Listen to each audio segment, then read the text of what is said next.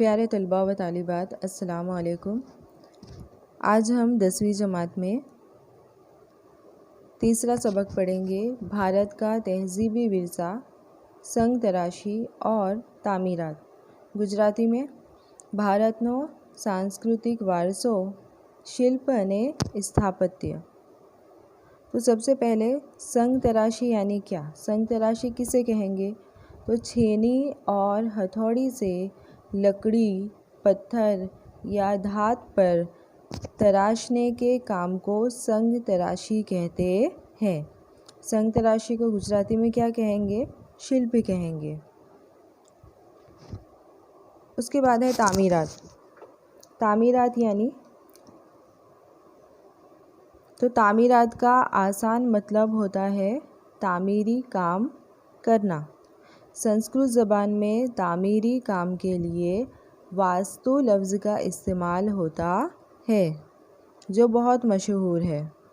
تو تعمیرات میں مکانات، شہروں، کنوؤں، قلعوں، میناروں، مندروں، مسجدوں، مقبروں وغیرہ کا شمار ہوتا ہے یا وغیرہ کی تعمیر کو تعمیرات کہتے ہیں۔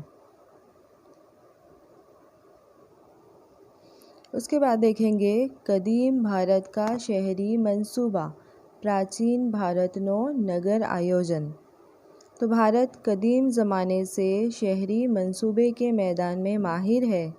آثار قدیمہ کی کھدائی میں ایسے کئی شہر حاصل ہوئے ہیں اور ان شہروں کے مخصوص 3 حصے کیے گئے تھے۔ نمبر 1 ہے حکمرانوں کا قلعہ، نمبر 2 دیگر افسران کے رہائش والے اوپری شہر، اور نمبر 3 ہے عام شہریوں کے رہائش والے نچلا شہر۔ تو حکمرانوں کا قلعہ جو تھا وہ اونچائی پر بنایا گیا تھا۔ اوپری شہر کے چاروں طرف دیواریں بنائی گئی تھی، اور جو نچلا شہر تھا تو نچلے شہر کے جو مکانات تھے وہ ہاتھوں کی بنی ہوئی اینٹوں سے بنائے گئے تھے۔ وادی سندھ کی تہذیب یعنی کہ ہڑپا کی تہذیب۔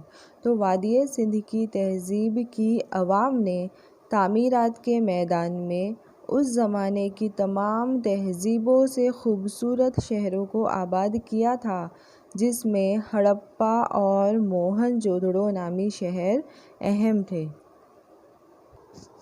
موہن جودڑو تو 1922 میں رکھال داس بنرجی اور دیا رام ساہنی نے پاکستان میں لاڑکانہ ضلع میں موہن جودڑو مقام کی کھدائی کی،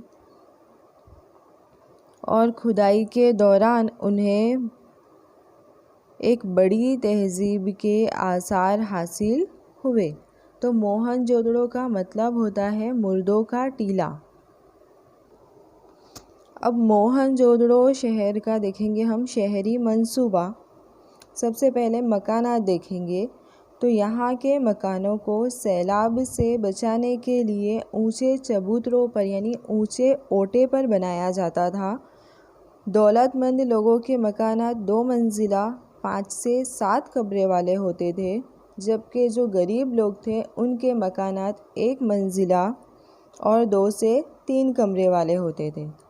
پورے شہر کے چاروں طرف دیواریں بنائی گئی تھی۔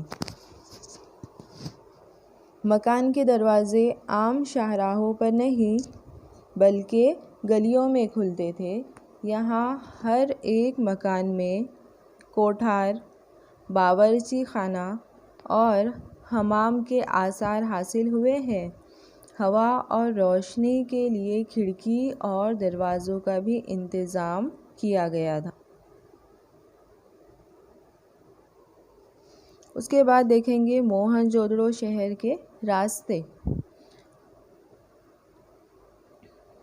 تو یہاں کے راستے شہری منصوبے کی ایک اہم خصوصیات ہیں۔ یہاں زیادہ تر 9.75 میٹر چوڑے راستے تھے، جو چھوٹے بڑے راستے قائمہ زاویہ بنا کر چھیدتے تھے۔ یہاں کے راستے اتنے چوڑے تھے کہ ایک ساتھ کئی ساری سواریاں گزر سکتی تھی۔ راستوں کی بازو میں روشنی کے ستون ہونے کے امکانات نظر آتے ہیں۔ شہر میں سیدھی اور چوڑی شاہراہیں تھیں، یعنی کہ ہائی وے تھے، وہ کہیں پر بھی مڑتے نہیں تھے۔ دو اہم شاہراہیں تھیں، یعنی کہ دو بڑی بڑی ہائی وے تھے، ایک راستہ شمال سے جنوب اور دوسرا مشرق سے مغرب کی طرف جاتا تھا۔ اس کے علاوہ یہاں کے راستوں کی ایک اور ایسی خصوصیت تھی کہ جب ہوا چلتی تھی تب راستے کا جو کچرا ہوتا تھا وہ اپنے آپ صاف ہو جاتا تھا۔ تو موہن جودڑو، اس کے بعد ہم دیکھیں گے گٹر کا منصوبہ۔ موہن جودڑو شہر کی سب سے اہم خصوصیت ہے اس کا گٹر کا منصوبہ، اور ایسا گٹر کا منصوبہ کہیں نظر نہیں آتا، صرف روم کے کریٹ کے جزیرے میں ہی نظر آتا ہے۔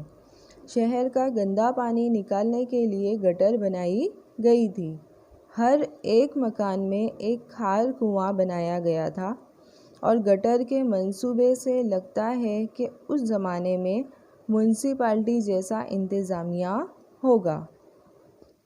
اس کے علاوہ ایک یہ بھی اندازہ لگایا جا سکتا ہے کہ اس زمانے میں تندرستی اور صفائی کا معیار کافی بلند ہوگا۔ اس کے بعد ہم دیکھیں گے عام حمام خانے، جس کو ہم سوئمنگ پول بھی کہتے ہیں۔ تو یہاں پر وسیع حمام خانے کے آثار حاصل ہوئے ہیں۔ نہانے کے کنڈ میں صاف پانی داخل کرنے اور گندے پانی کے نکاس کے لیے انتظام تھا۔ اس کے علاوہ گرم پانی کا انتظام بھی ہوگا، اور کپڑے تبدیل کرنے کا کمرہ بھی یہاں سے حاصل ہوا ہے۔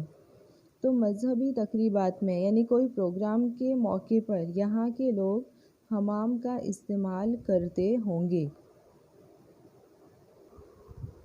اس کے بعد ہے عام مکانات۔ عام مکانات یعنی کہ عوامی مکانات، جیسے کہ ہال وغیرہ ہوتے ہیں۔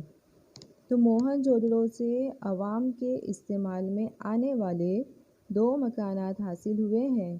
ان مکانوں کا استعمال عوامی اجلاس یا ریاست کے گوداموں کے طور پر ہوتا ہوگا۔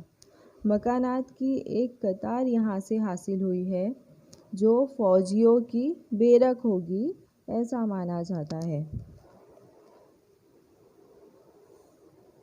تو یہ ہم نے موہن جودڑو شہر کا پورا شہری منصوبہ پڑھا۔ اب اگلے پیریڈ میں ہم ہڑپا کے بارے میں پڑھیں گے، دھولا ویرا کے بارے میں پڑھیں گے۔